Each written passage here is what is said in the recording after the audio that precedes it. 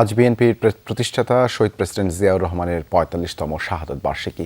দিনটি উপলক্ষে দলের পক্ষ থেকে খাবার ও বস্ত্র বিতরণ সহ নানা কর্মসূচি নেওয়া হয়েছে। দৃঢ় বাংলাদেশি জাতীয়তাবাদের কারণেই বহু পক্ষের চক্ষুশূল হয়েছিলেন শহীদ প্রেসিডেন্ট জিয়াউর রহমান। অল্প সময়ে তাঁর নেয়া কর্মসূচির উপরই গড়ে উঠেছিল বাংলাদেশের অর্থনীতির ভিত।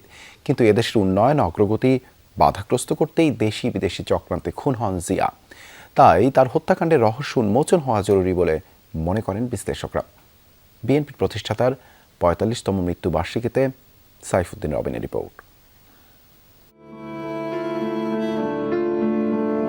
১৯৮১ সালের ৩০ মে চট্টগ্রামে একদল বিপদগামী সেনা কর্মকর্তার হাতে হত্যার শিকার হন বাংলাদেশের তৎকালীন রাষ্ট্রপতি জিয়াউর রহমান।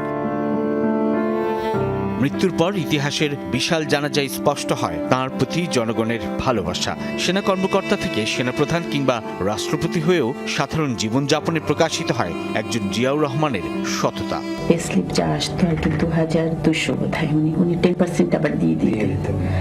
তো তার মধ্যে থেকে আমাকে সে ২,০০০ টাকা দিত, ওর মধ্যেই আমার সংসার চালাতে হতো। আমার এই শার্টটাই আব্বুর ছিল, আমি এটাই বানিয়ে দিয়েছি।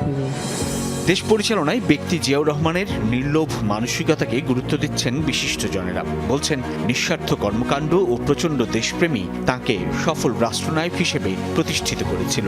তলাবিহীন ঝুড়ির একটা দেশ, দুর্ভিক্ষপীড়িত একটা দেশকে তিনি বাংলাদেশ স্বয়ংসম্পন্ন করেছেন। বাংলাদেশের খাদ্যের স্বয়ংসম্পন্ন করে বাংলাদেশের খাদ্য রপ্তানিও হয়েছে এবং আজকে গার্মেন্টস সেক্টরে যে রপ্তানি করা হচ্ছে, জনশক্তি রপ্তানি করা হচ্ছে, প্রতি সেক্টরে তিনি তার উন্নয়নের দিকে ধাবিত করেছেন। সাধারণ জীবন চেয়ে অনেক সাধারণ, অতি সাধারণ জীবন যারা যাপন করে শহীদ জিয়ার পরিবারকে সেই মূল্যায়ন করতে হবে আমাদেরকে। যে কয় বছর শাসন করে গেছে তার সময়ে যে অ্যাচিভমেন্ট বিএনপি, ওই অ্যাচিভমেন্ট কি বিএনপির অন্য কোনো সময় ওই লেভেলের অ্যাচিভমেন্ট কি হয়েছে?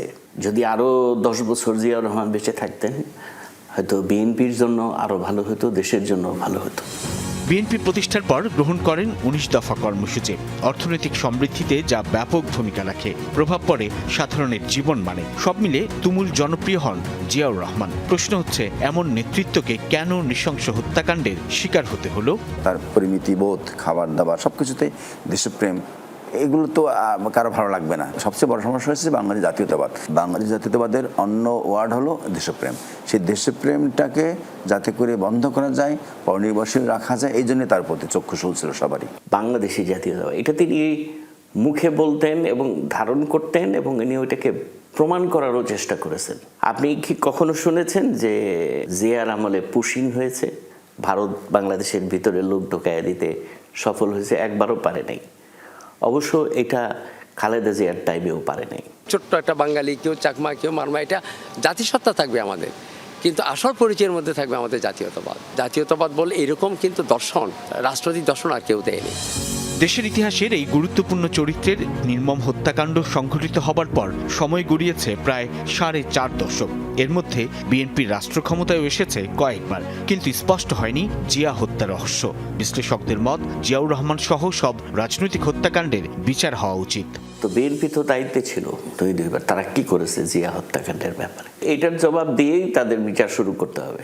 আমরা পারি নাই, ব্যর্থ হয়েছে, আমরা আবার নতুনভাবে শুরু করতে চাই। সবাই আমরা চাই যে বাংলাদেশের সকল রাজনৈতিক হত্যাকাণ্ডের বিচার হতে হবে। প্রত্যেকটা হত্যারই রহস্য উদ্ঘাটন করা উচিত, সঠিক তথ্য জাতির সম্মুখে তুলে ধরা উচিত। তেমনি করে প্রেসিডেন্ট জিয়াউর রহমানের উপরে যে সে হত্যাকাণ্ড হয়েছে, এটাও জাতির সামনে নিয়ে আসা উচিত বলে মনে করি। জিয়াউর রহমানের যুগান্তকারী কর্মকাণ্ড ফিরে আসে বারবার। দীর্ঘ বিরতির পরেও প্রাসঙ্গিক তাঁর গৃহীত কর্মসূচি। তাই নতুন করে গবেষণা চলছে তাঁর কর্মময় জীবন নিয়ে, যার মধ্য দিয়ে দেশের উন্নয়নে ভূমিকা রাখবেন বর্তমান রাজনৈতিক নেতৃত্ব। সাইফুদ্দিন রবিন, যমুনা নিউজ, ঢাকা।